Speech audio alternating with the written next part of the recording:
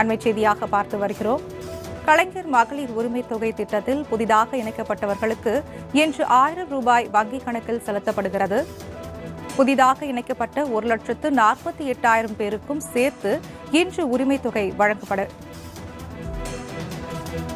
கலைஞர் மகளிர் உரிமை தொகை திட்டத்தில் புதிதாக இணைக்கப்பட்டவர்களுக்கு இன்று 1000 ரூபாய் வங்கிக் கணக்கில் செலுத்தப்படும். புதிதாக இணைக்கப்பட்ட 1,48,000 பேருக்கும் சேர்த்து இன்று உரிமை தொகை வழங்கப்பட உள்ளது.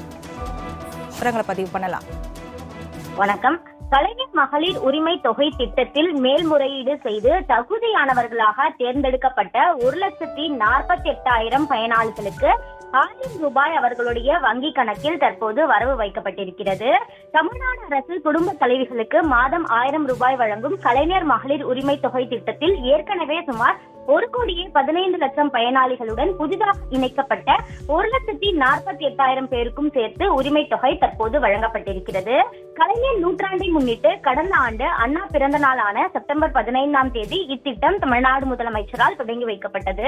முதலில் 1 கோடி பேர் என இலக்கு நிர்ணயித்தாலும் அரசு அறிவித்த பொருளாதார தகுதிக்குள் வரும் அனைவரும் பயனாளர்களாக இணைக்க முடிவெடுக்கப்பட்டது.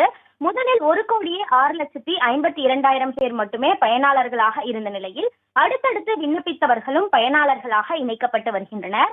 நிராகரிக்கப்பட்டவர்களும் மேல்முறையீடு செய்ய வழிவகைகள் செய்யப்பட்டன. அடுத்தடுத்த மாதங்களில் பலரும் இணைக்கப்பட்டதால் பயனாளிகளின் எண்ணிக்கை என்பது 1,15,00,000 உயர்ந்தது.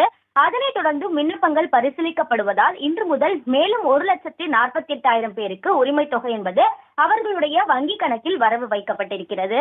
அந்த வகையில் கலைஞர் மகளிர் உரிமை திட்டத்திற்கென 2023-24 நிதியாண்டில் 8,123.83 கோடியும் 2024-25 நிதியாண்டில் 13,722.47 கோடி நிதி ஒதுக்கீடும் செய்யப்பட்டிருக்கிறது. இந்த நிலையில்தான் கலைஞர் மகளிர் உரிமை தொகை திட்டத்தில் மேல்முறையீடு செய்து தகுதியானவர்களாக தேர்ந்தெடுக்கப்பட்ட 1,48,000 பயனாளிகளுக்கு 1000 ரூபாய் அவர்களுடைய வங்கிக் கணக்கில் வரவு வைக்கப்பட்டது குறிப்பிடத்தக்கது.